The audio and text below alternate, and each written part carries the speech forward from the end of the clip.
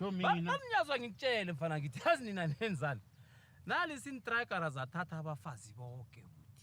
Kwathi nakusela imigulo ekhana abafazi, imofu. Nakhambe ndobha nikhambe ndobha. Ihlakiswa ngilokho nini. Ngizokhaka beniyela bafana bathi. yafana umfazi lo ngihlale ngimkhalima. Ngihlale ngimkhalima. Akuzwe.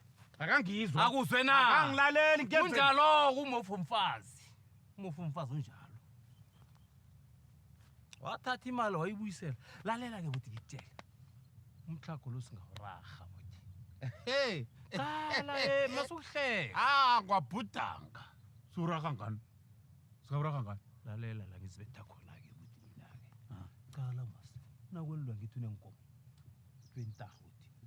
Suma amabili lokho yenkomo. Unazo. Ngiyakwazi lokho ngithi isilusa nayo.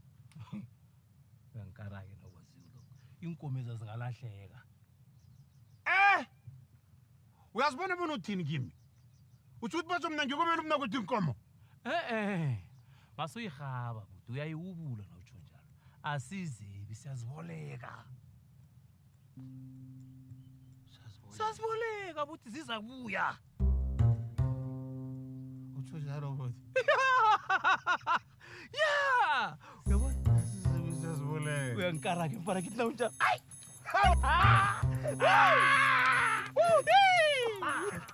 Yala.